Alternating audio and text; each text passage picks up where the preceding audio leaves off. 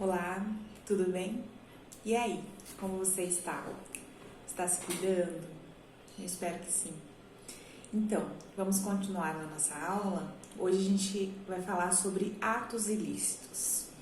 Então, o que é um ato ilícito, né? A gente já comentou sobre isso em sala, a gente já falou alguns exemplos práticos, mas só para ficar claro, né? Então, conceito de ato ilícito é quando você é um ato material que a gente chama, né? E que infringe o dever legal, que causa dano a outra pessoa.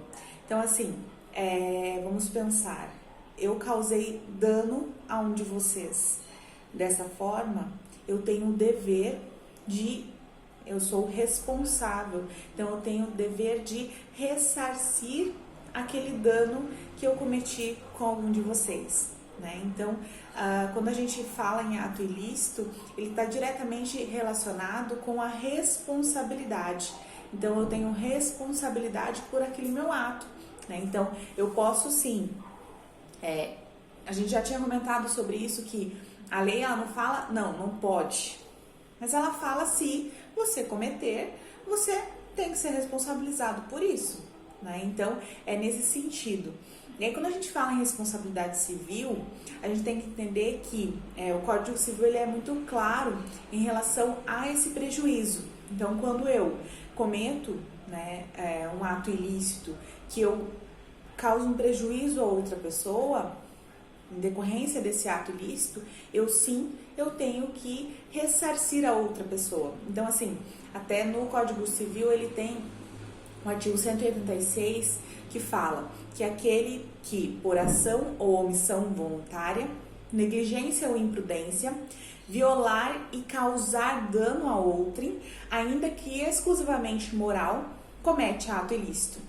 Então, o que é isso? Não é só eu prejudicar materialmente, ou seja, eu prejudicar com a prestação de serviço incorreta, com a entrega de um produto incorreto, né? A lei ela fala sobre causar um dano moral. Então, eu causando um dano moral, vamos pensar num exemplo prático, né?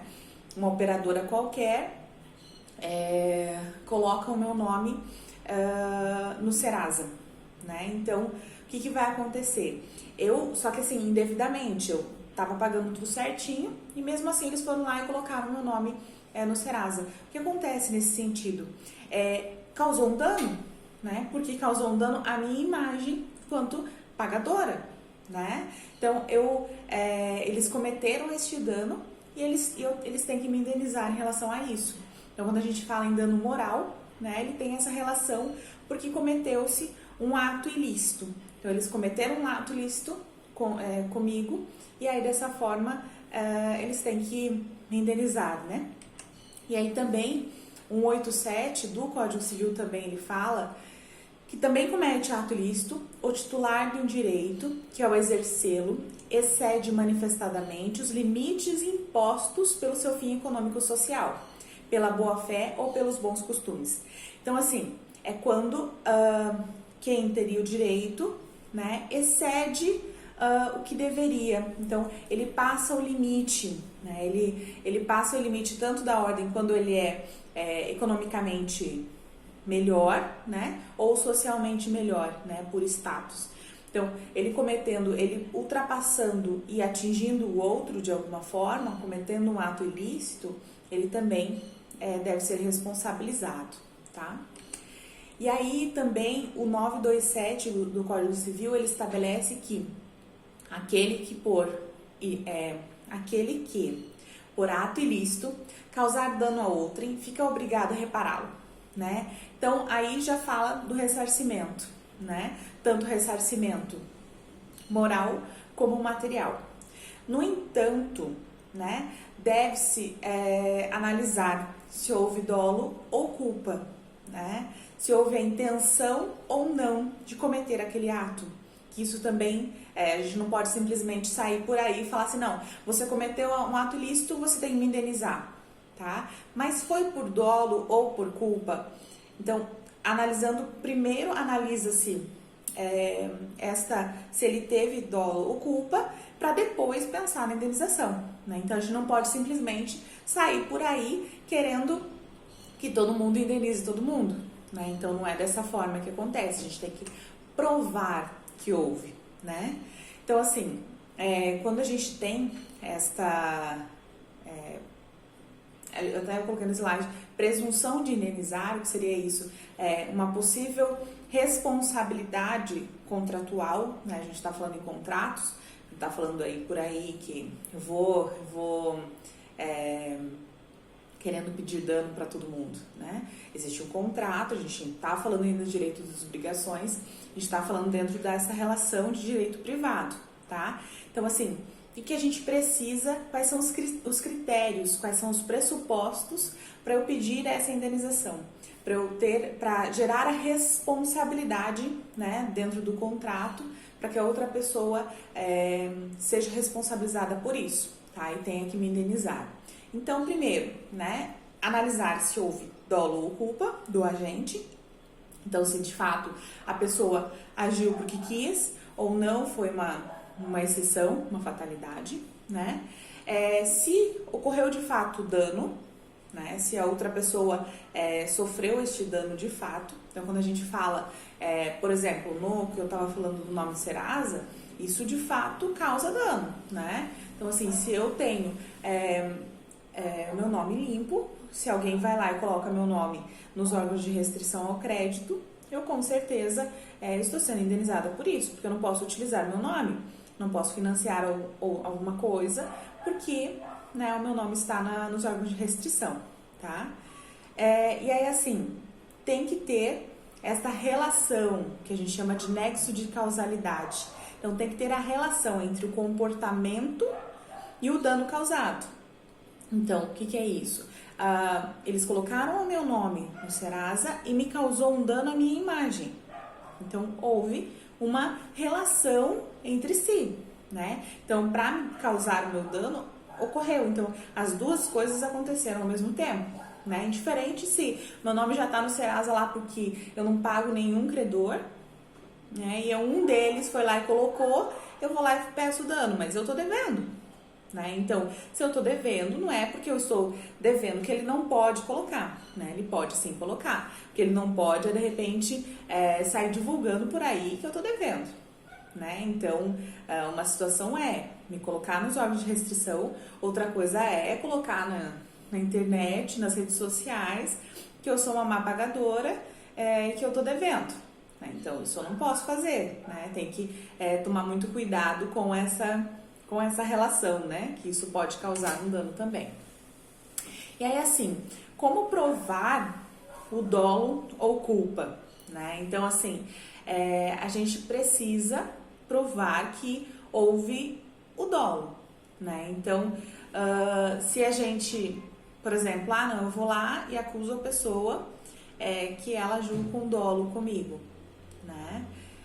Se eu não provar, isso pode reverter contra mim. Então, eu tenho que ter prova, sim, que ele cometeu, né, este ato ilícito, né, que ele realmente agiu de má fé, né.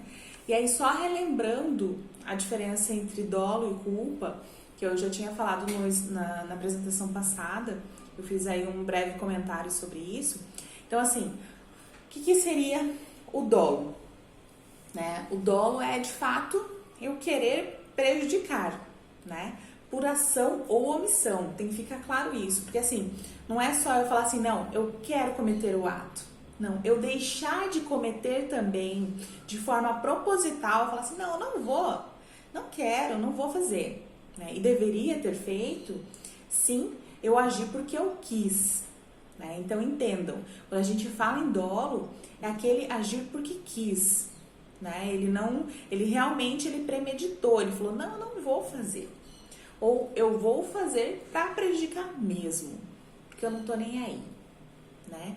Então, neste caso, é dolo.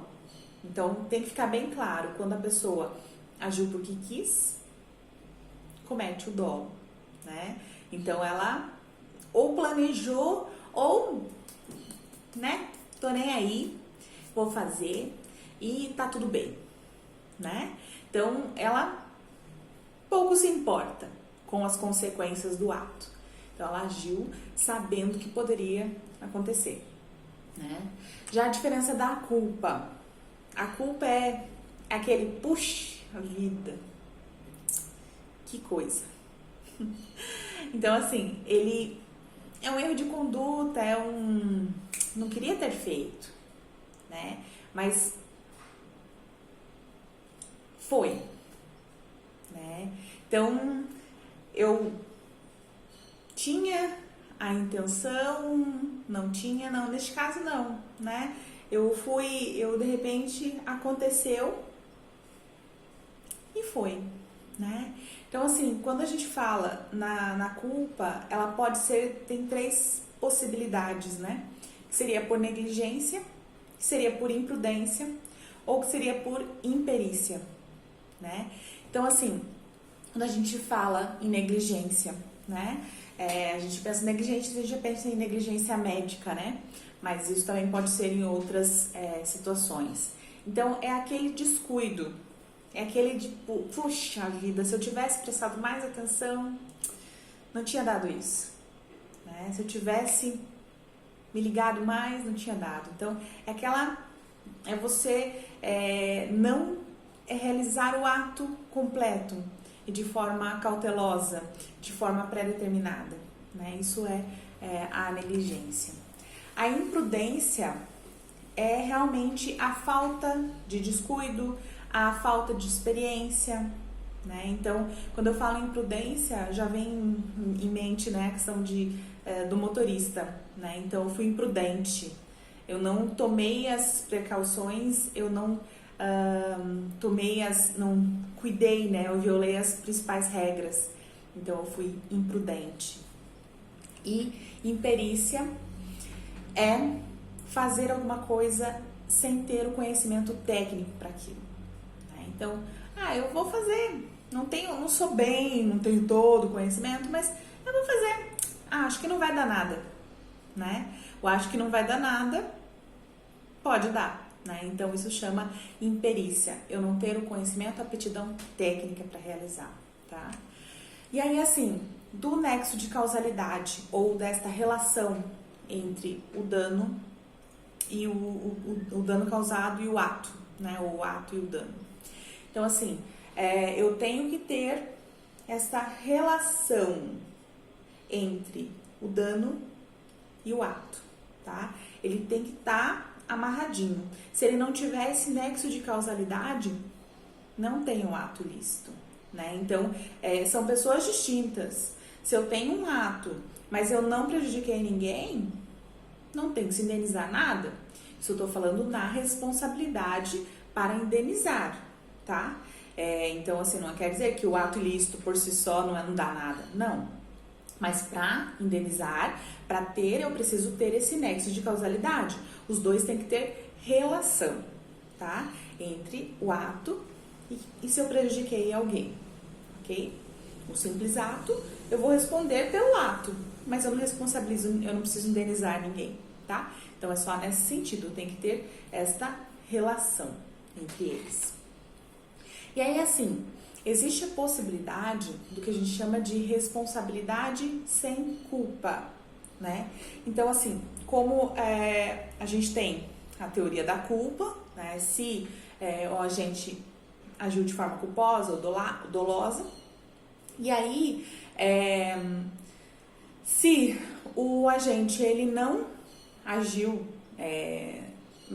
com culpa, ou mesmo se ele cometeu o ato, ele não queria ter cometido o ato, ou ele de fato foi lá e quis, né, cometer, a gente também pode aplicar, que a gente chama essa da teoria sem culpa, que é a teoria do risco. Então, o que acontece?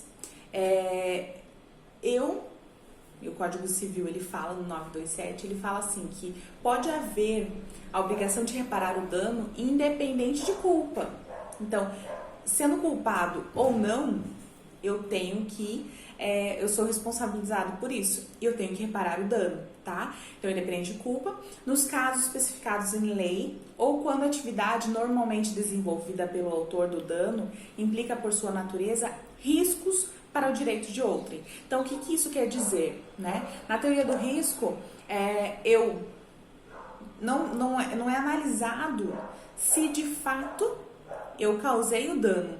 Então, com o meu ato ilícito, se eu sou, pela minha atividade ou pelo que eu exerço, eu de fato cometi o ato ilícito, eu sim vou ter que reparar quem de fato eu tive, foi prejudicado por isso, tá? Então, na minha atividade econômica, então vamos pensar aí, eu atingi uma população com a minha empresa, de certa forma, eu atingi a população no entorno, né, com a poluição da minha empresa. Então, eu assumi o risco da minha atividade econômica e sim, eu tenho que indenizar, né, essas pessoas que foram prejudicadas. Então, não é analisado se foi prejudicado ou não. Está ali naquele ambiente, naquela situação, tem que indenizar, né? Indiferente se aconteceu algum dano, indiferente se a pessoa foi prejudicada ou não, né? Então, é você assumir o risco. Então, geralmente é quando tem atividade desenvolvida, pode implicar aí num dano, tá? E aí existem alguns atos que eles são considerados, eles não são considerados ilícitos, tá? Então, o que seria isso, né? A legítima defesa. Então, por exemplo, eu me defendi, eu fui lá, me defendi de outro, não é um ato ilícito, né? Porque eu me defendi, né? Então, eu agi em legítima defesa. O outro é estado de necessidade. Então, o estado de necessidade é quando eu cometi aquele ato porque eu precisava, porque eu não tinha outra escolha. Então, eu tinha que cometer aquele ato por necessidade. Tem que tomar muito cuidado pela classificação de necessidade, né? Necessidade, por exemplo, estou passando fome e eu vou lá e pego um saco de arroz no mercado. Eu peguei um saco de arroz. Não, eu vou lá no mercado, eu pego um saco de arroz, eu pego carne, eu pego... Aí já não é, né? A necessidade é de algo para a subsistência, não para ter, né, todas as regalias. E aí o exercício regular de um direito reconhecido. Então, no exercício da minha profissão, se eu precisar cometer algum ato que seja ilícito, sim, pode ser caracterizado como não ilícito, né? Um exemplo é a ambulância, por exemplo, quando vocês veem a ambulância furando o sinal vermelho, com a sirene ligada, né? Então, ela está no estado, o exercício regular do direito dela é de salvar vidas.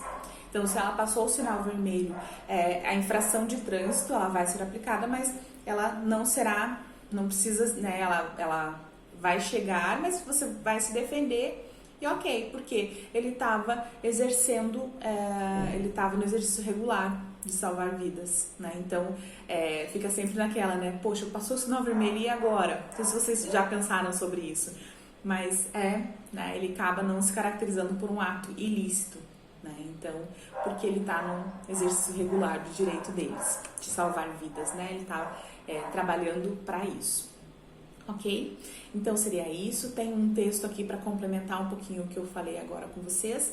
E logo abaixo tem a explicação sobre o trabalho bimestral. Dê uma olhada lá, tem um prazo para vocês me mandarem um e-mail, ok? E aí, ficando com alguma dúvida, só entrar em contato, ok? Um abraço, até logo!